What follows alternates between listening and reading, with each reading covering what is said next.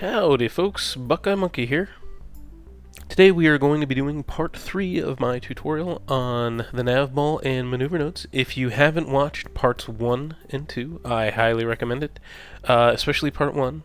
We cover a lot of basic concepts there, and this tutorial is going to assume that you've watched them, and we are going to build on those concepts. So if you haven't, then you might miss out on some things.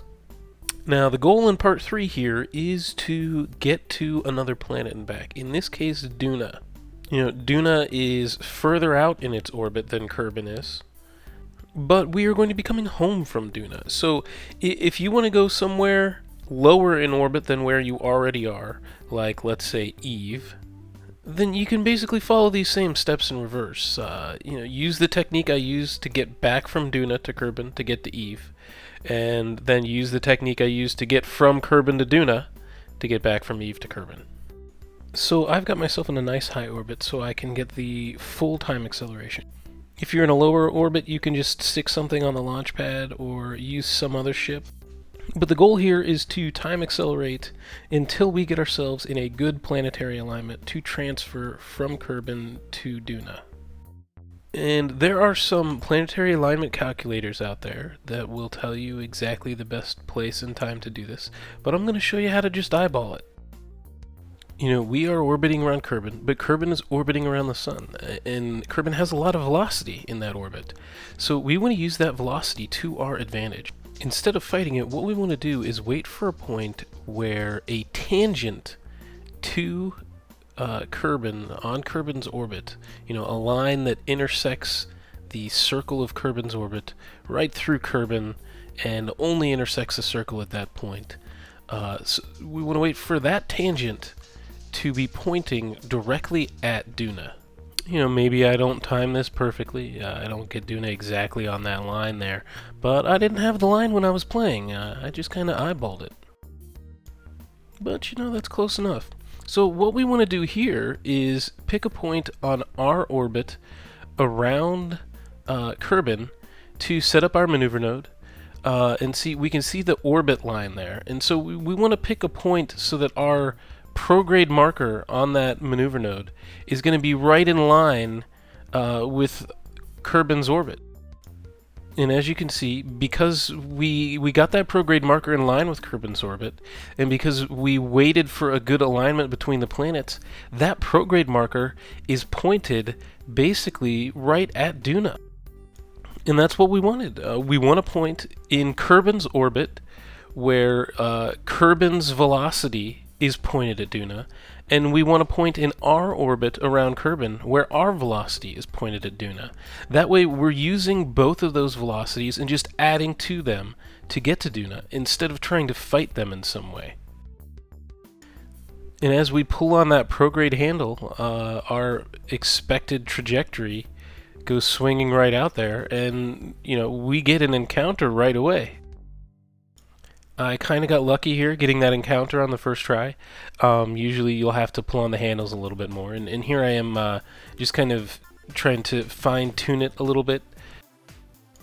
You know, basically pull on a handle, hover over the encounter to see what it does to the periaps, pull on a handle a little bit more, you know, to try to get that periaps into what we want it to be. You know, we want the periaps to be as close as possible. That will mean the least amount of delta V we have to spend once we get in that encounter in order to get ourselves aimed at Duna properly. And in this case, since we're going to Duna, you know, Duna has an atmosphere. We can use that for some aero braking to get ourselves captured in orbit around Duna. You know, this maneuver node went pretty smoothly, but on the way back, I do have some issues, and it does take a little while to get that encounter with Kerbin. So I'll be explaining a little more in depth how to deal with issues when the maneuver nodes don't want to be friendly. So here we go into some time acceleration to wait for our node. And as you can see on the Navball there, our maneuver node marker is kind of already lined up with that target marker. You know, we've set Duna as our target. And as we come up on the maneuver node, that's actually the retrograde marker. We still got a little bit while to get to our maneuver node, but as we come up to the maneuver node, both of these things, the Duna target marker and our maneuver node target marker, are going to line up with our prograde marker. Because, you know, that's what we mostly pulled on when we were setting up the maneuver node, was that prograde handle. And we picked the positioning of this maneuver node so that the prograde handle was pointed at Duna, so that it was pointed at our target. So all three of these things are going to line up with each other. And all three of them are lining up with that 90-degree line on the Navball, because we are in an easterly orbit, and we are burning in the direction of that orbit because we're using its velocity to our advantage. And you know, the same thing could be said about Kerbin's orbit. Kerbin is in an easterly orbit around the Sun, and we are burning in the direction of Kerbin's orbit right now to use that to our advantage. And now that we're into our burn here, I'm going to speed up the video a little bit so you don't have to sit through the boring part so much. An interplanetary burn can kind of take a long while, and on this stage I used those nuclear engines, and they are highly efficient, but they don't have a whole lot of thrust. And once again, we want to be careful when we cross the boundary of our encounter here from Kerbin out into the Sun's sphere of influence. And you can see I didn't quite get that burn down perfectly. According to my maneuver node, I had an encounter with Duna, but now all I have is just approach markers that are really close to each other. So I need to set up another maneuver node in order to do a correction burn. And I'm doing that pretty far out here from Duna, pretty close to where I am. Because the farther out I do it, the more fuel efficient it's going to be. But, you know, it's also going to be really touchy when I pull on those handles, so I want to pull on the handles just a little tiny bit and check what it does to change my approach or periaps, and then, you know, just be real careful with it and fiddle some more until we get that periaps nice and close. I mean, you can see it's really only going to be like a 3-second burn here. You know, my initial burn to get away from Kerbin and on my course to Duna was like a 2-minute burn. And so this little correction of 3 seconds is barely going to use up any of my fuel. But if I had waited until I was really close to Duna in order to do a burn to correct my trajectory, then it would have taken quite a bit of fuel. You know, often in these kind of interplanetary transfers, you're going to have to pull on those inclination handles some, because typically each of the planets have their own inclination to the Sun, and they're all little, you know, they're all basically on the same plane, but their inclinations are all slightly different. And kind of one of the things that you want to do when you're fine-tuning like this is you want to pick a pair of handles. In this case, I'm playing with inclination ones, you know, the purple triangles. But you want to pick a pair and pull on each one of them to see which one reduces your periaps. And then keep pulling on that one a little bit, until it's no longer reducing your periaps, and your periaps starts going back up. And once you get to that point, you've kind of gotten as close as you can with that pair of handles. And then so pick another pair of handles and start fiddling with those to get your periaps close. So next you might want to fiddle with the blue handles. But then once you're done fiddling with the blue handles, you can go back to the purple triangles and fiddle with those some more. You know, or the pro and retrograde handles, the yellow ones. You just keep playing with a pair of handles, move on to the next pair, move on to the next pair, until finally you get that periaps where you want it to be. So as we speed up here again a little bit, we execute our burn, and we get ourselves that encounter with Duna that we wanted with a nice close periaps. And this is again one of those situations where you want to be careful at the end of your burn, and you might want to kill your velocity and then try to squeak out that last little bit of the speed meter with just a few quick little burns.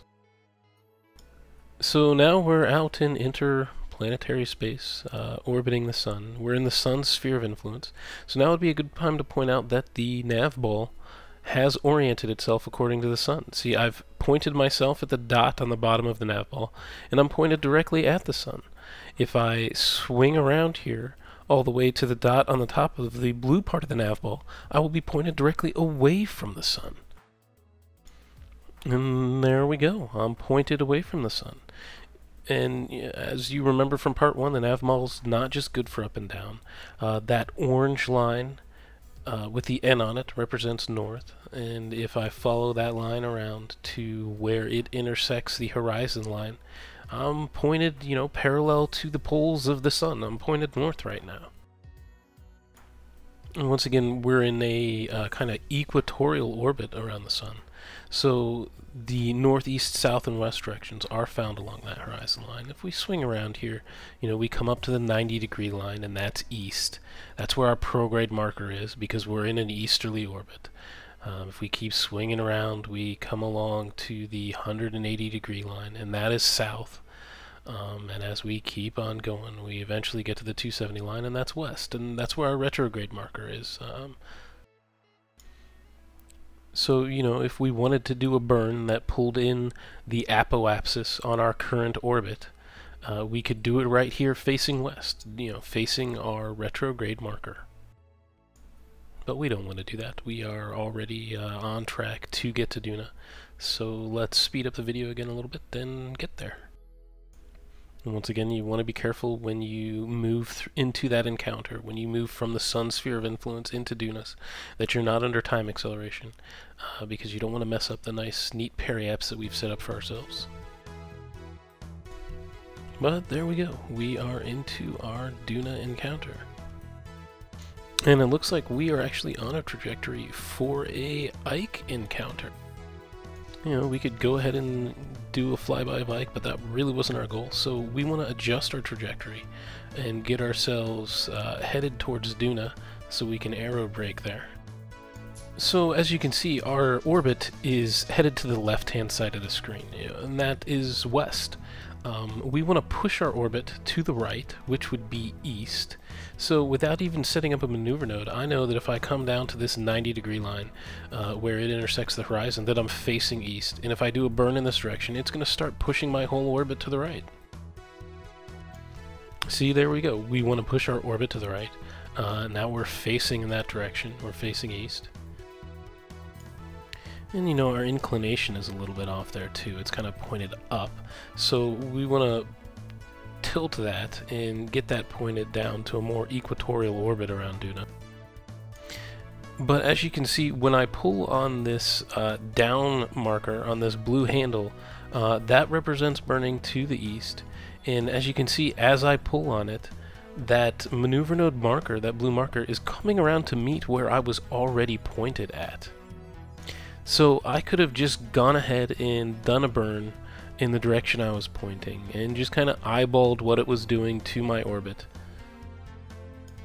and fixed my orbit without really even setting up a maneuver node. So I'm just going to go ahead and delete that maneuver node. I know I'm pointed in the right direction, and I've got my orbit up on my display here, so I'm just going to burn and watch as it gets pushed over to where it needs to go. One of the things I want to do here is I don't just want to get my periaps closer to Duna. I want to get my periaps on the light side of Duna, the side facing the sun, which in this case is the east side. So I want to sweep this orbit all the way across through a crash course into Duna onto the opposite side. Because even though Duna does have an atmosphere and we can use parachutes to land, you usually come down a little hard and you want to burn some at the end. To give yourself a nice safe landing there, and that is much easier with a shadow, so you can tell how far you are away from the ground. So now I've got my orbit, my periaps almost on the right side, but I decided at this point, before I continued further, to kind of try and fix my inclination. As you can see, it kind of has me slingshotting way up into space. So I'm going to swing around here to that north marker, so that I burn north some, which is going to have the effect of pushing down the end of my orbit out there. If I can get to that marker, I kind of swung past it there. But as I get myself back on there and then execute a burn, you can see that this is going to push down that crazy inclination. You can see I'm pointed north according to Duna. My orbit's coming in on the south side of Duna, and it's slingshotting me around on that south side, which is having the effect of pushing the other side way to the north. So I want to burn north in order to bring my periaps kind of into the equatorial region of Duna. And you can see I'm already pointed north, and I pull on that north inclination handle on this maneuver node, and that maneuver node marker is coming around to meet where I'm already pointed at. So once again, if you understand the Navball and understand the directions that it's giving you, then you don't really need these maneuver nodes sometimes to make these kind of corrections.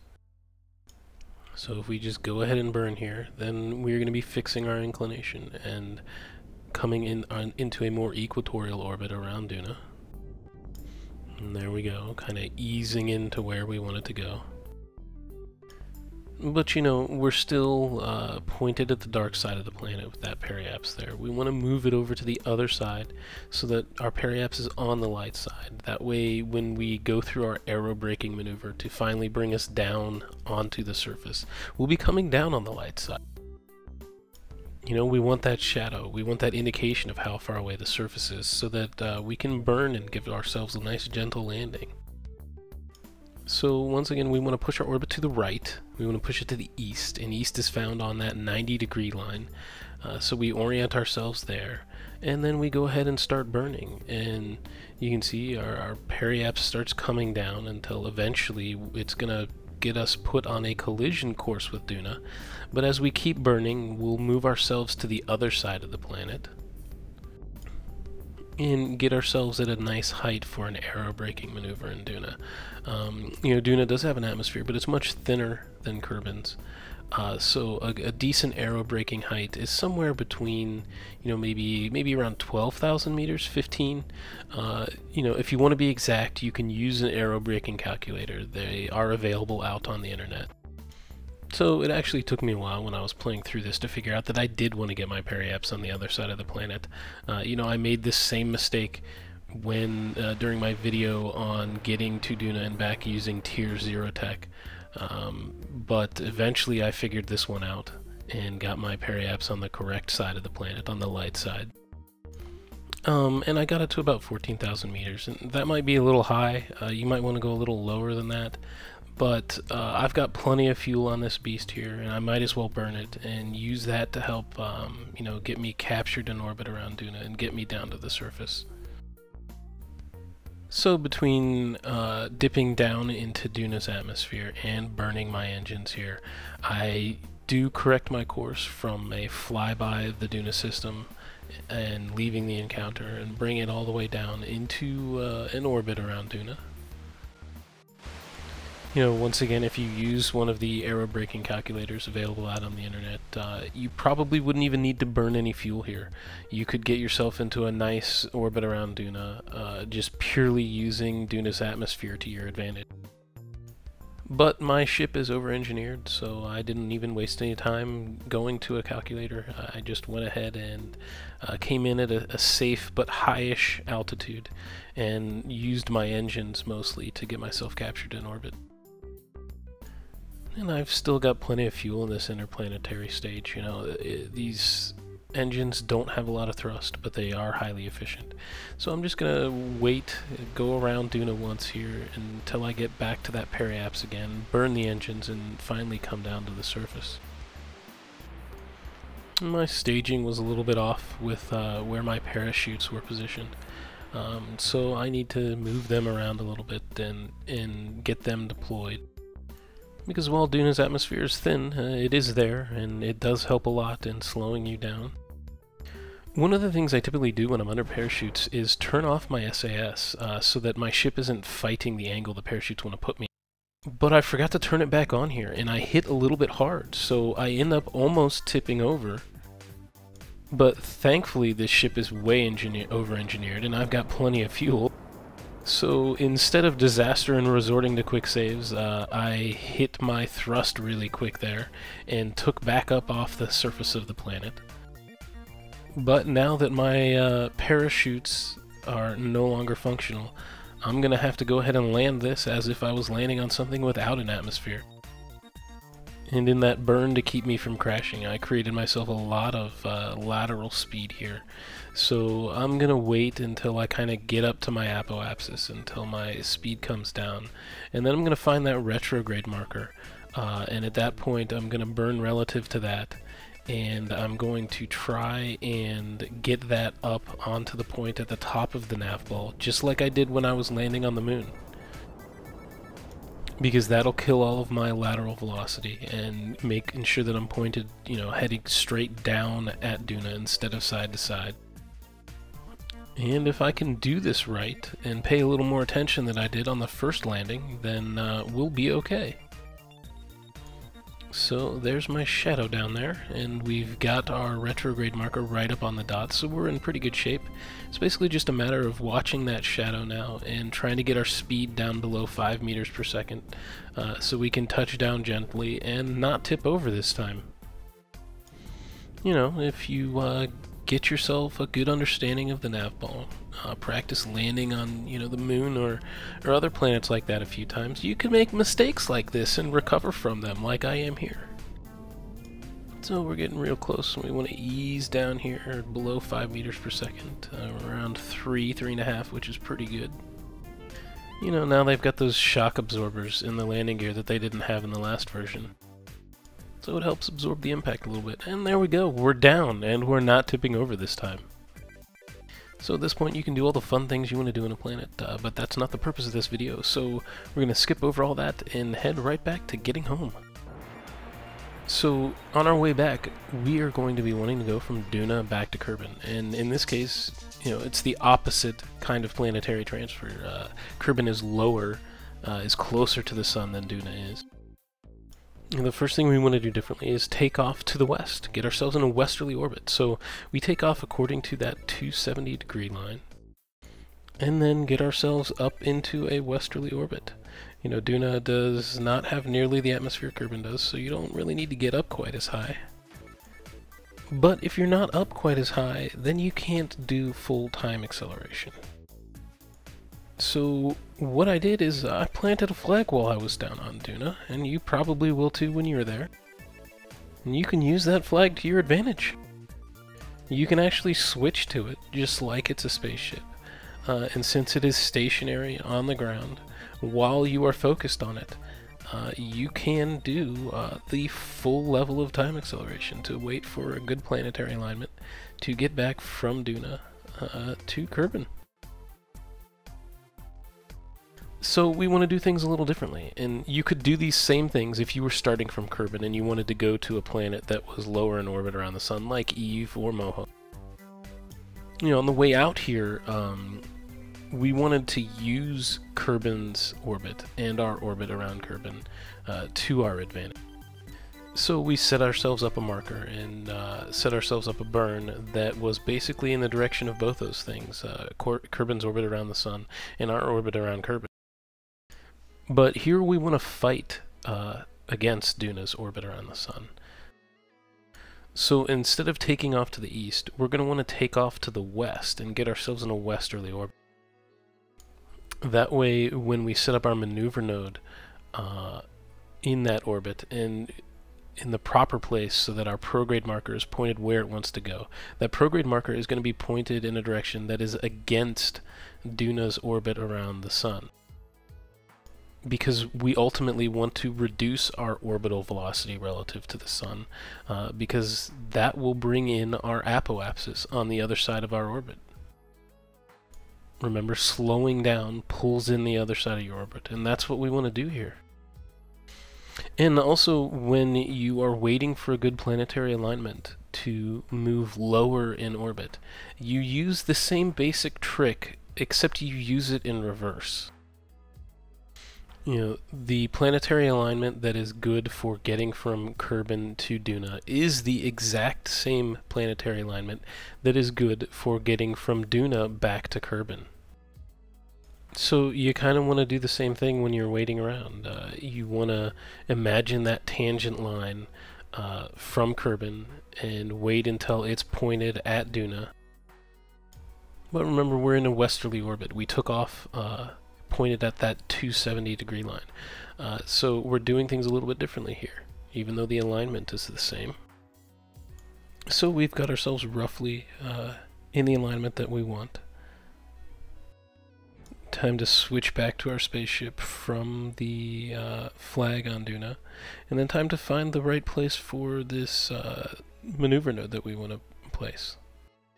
And go ahead and set Kerbin as our target, and then zoom back in here, and we want to pick a point on our orbit so that our prograde marker is going to be facing the opposite direction of our direction of travel in the orbit here. You can see pulling on our prograde handle brings in the other side of our orbit there. And right away we get approach markers to Kerbin that are pretty close to each other. And approach markers is basically all I'm going to get here. You know, sometimes these maneuver nodes just do not want to work with you. The approach markers just do not want to work with you. And you just cannot get yourself an account. You know, I keep fiddling with these handles, and the approach markers keep getting closer to each other. But then at some point, the navigation system decides that pulling on the handle a little bit more, instead of getting those approach markers closer to each other, wants to jump to a different set of approach markers that are further away from each other than the two that I was working with. Which makes little sense. You know, I'm pulling on a handle, and that handle's getting those approach markers to get closer to each other. And then pulling on it one just tiny bit more, all of a sudden makes a whole different set of approach markers that are further apart from each other, suddenly the preferable ones. So I just sit here struggling with them for quite a while, trying to get a decent encounter with Kerbin, and I'm never able to do it. So eventually I just say to hell with it. I mean, I know that first pair of approach markers are really close to each other. They're almost an encounter. And I know that once I get away from Duna and get myself on an orbit that is close to an encounter, I can set up subsequent maneuver nodes, and with very little fuel, you know, I can correct my course and get myself the encounter that I need. So here I am, I've left Duna, and I'm setting up another maneuver node to try and get myself a encounter. And once again, this system just doesn't want to work with me. No matter what I do pulling on these handles, I can get those approach markers to keep moving close to each other, but then at some point, invariably, they jump to a different set of approach markers in a different point in the orbit, and they just do not want to give me an encounter. So once again, I just got to work with what it gives me, and I set up a maneuver node that gets those approach markers as close as possible to each other without actually jumping to the next set of markers, and I execute that burn.